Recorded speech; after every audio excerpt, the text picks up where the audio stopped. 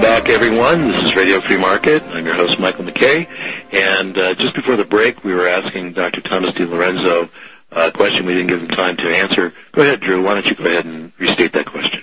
Well, we were just kind of wondering, was there any debate about the privatization of land, going from the collectivized system to the privatization of land? Was there any debate about that, or how did that come about? What was the effect of that? I think these people were starving to death, and William Bradford's wife committed suicide by jumping off the Mayflower because she was so depressed over all the death around her. So I think when Bradford and others came around and said, we think we have the problem figured out, I don't think there was any big debate, although originally I think the reason why they set it up originally, such as socialized agriculture, was they were probably influenced by Plato. There's the Greek philosopher Plato and his advocacy of collective ownership of land, and that's where the idea originally came from. But I don't think there was much real debate. Bradford went in there and they changed things around. They established private property rights, and then and that put an end to the starvation. And the rest is history. The colonists thrived after that. New England, especially, became world renowned for its fishing industry, its whaling industry, and small manufacturers and the southern colonies. They also thrived and became worldwide exporters of agricultural products in just a few years. So this is Michael again, Tom. It's pretty apparent that collectivism and socialism has always led to people becoming impoverished and even dying because they think they can just live off the efforts of other people. I know this is called the free rider problem, where some people seek a free ride from more productive people, and this was noticed by Bradford during the 1600s, but it's also been mentioned many times by current writers and commentators, including Ludwig von Mises and one of our frequent Radio Free Market guests, Dr. Yuri Maltsev, in our discussions about Soviet Russia. Why does socialism/communism lead to free riding? Well, it's just the nature of the institution. On the example we're looking at, if you tell everybody that the fruits of everyone's labor will be split equally, then you're going to encourage a lot of people to think, well, why should I work hard, because I can't guarantee that the man next to me will work just as hard, and I'll be supporting him and his family by my labors, and that's not fair, so I'm not going to do it. And you might get your way around that in small groups. We see it all the time, neighborhood associations and that sort of thing, but not in entire societies. So just by definition, if you get rid of private property rights, you create that problem of free riding that socialism creates everywhere, and however it's practiced. Here in the United States, we still have government ownership of about 60% of all the land west of the Mississippi. And so when people don't own the land, you have ranchers overgrazing on government land, and you have forestry companies who lease land, and since it's not their own property, they tend to be more abusive with clear-cutting and these other methods that are very unfriendly to the environment, primarily because it's not their land. It's not their asset. If it was their own asset, they would take much better care of it, just like people take better care of their private homes as opposed to rental property or certainly public housing. So, Drew, go ahead with the next question. Yeah, so, well, you kind of touched on this, but so as the early colonists recognized the need for private property rights, what was the effect on the size of the new country's economy over the next century after that? Well, yeah, private property rights, it was understood, the founders, especially people like Thomas Jefferson, were students of John Locke, who wrote, his treatises on government. It was all about the property. And actually there were protections of private property built into the United States Constitution, such as the contract clause. It says that the government cannot interfere with contracts, essentially, and that was a protection of property rights, very important protection of property rights. And so, and James Madison especially, the so-called father of the Constitution, especially understood the importance of protecting property rights to prosperity, and that was certainly a key. Although the nature of government and the nature of statism, whether you call it socialism or mercantilism or something else, is to use politics to redistribute property, to take one person's property and hand it out to another person in return for that other person or other group's votes and political support. And so you don't have to have socialism. You can have just democracy. That can be very destructive of property rights. And that's why people like James Madison wrote into the Constitution these protections of property rights. And they've been whittled away at from the very beginning, of course. But that was the original idea, that we had to prosper by protecting private property. And it worked for quite a long time in America. It's really responsible for the great economic success of the American Pilgrims. You know, you brought up the term mercantilism, Tom, and actually this is, for a lot of our listeners, a new term.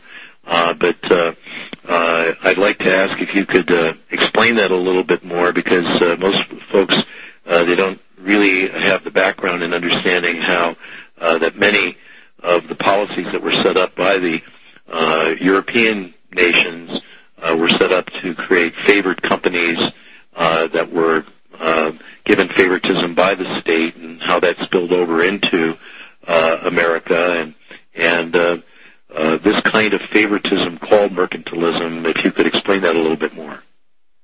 Yeah, that was the economic system of England and other parts of Europe in the 17th and 18th centuries.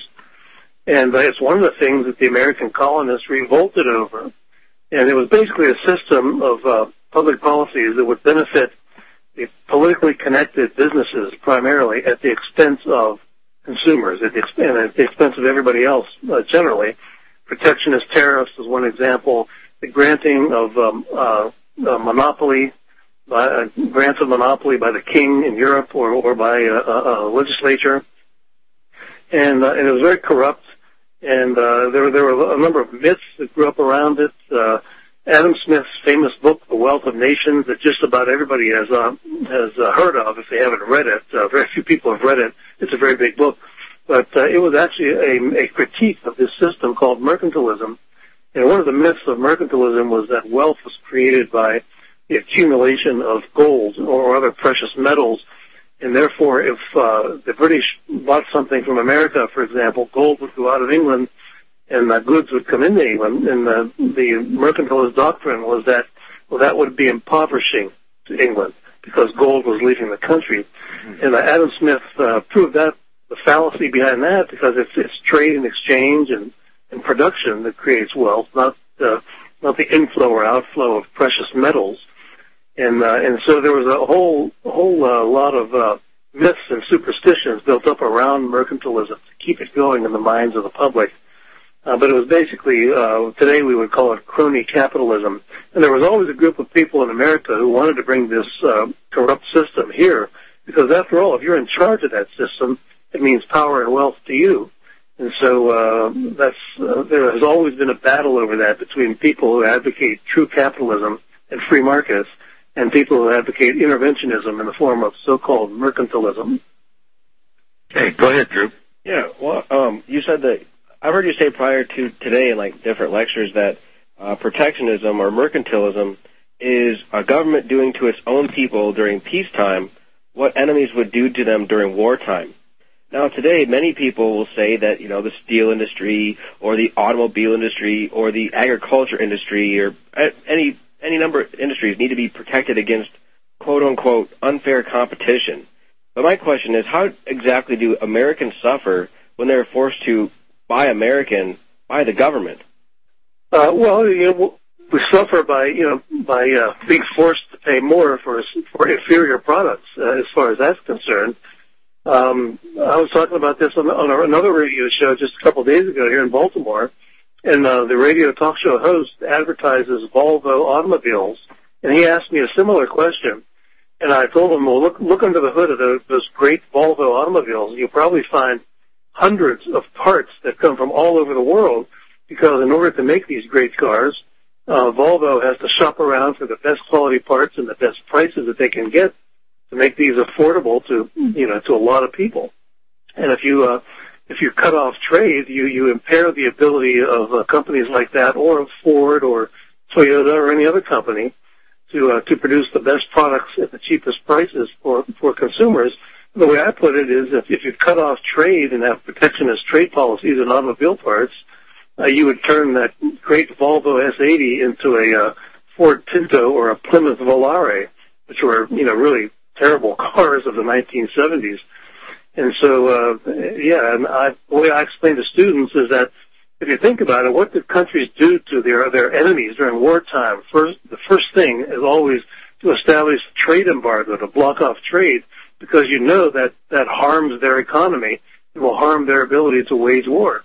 But protectionism is really essentially our doing to ourselves what we try to do to our enemies during wartime. That's a great point. Yeah, and I guess to follow up on that, with protectionism or mercantilism, well, Americans suffer because they're forced to pay high prices or they have to, suffer inferior goods. Who benefits from these policies? Well, of course, it's whoever is protected from competition. For example, when President Bush, one of the first things he did was to put higher tariffs on steel. And, of course, that was very harmful to the American automobile industry because they had to pay more for steel. And, of course, they passed that on in the form of higher prices for their cars. But then that made the American car industry less competitive in world markets with the Japanese car makers, the German car makers, Swedish, and so forth. And so the beneficiaries are always a relatively small group of politically corrected businesses and sometimes their unions. And of course, the costs are borne by all the rest of us. In this case, it was American industry as well as American consumers. Great, Tom. Thank you. Tom, I'm going to have to break in on you now. Okay. And we are going to have to take a break.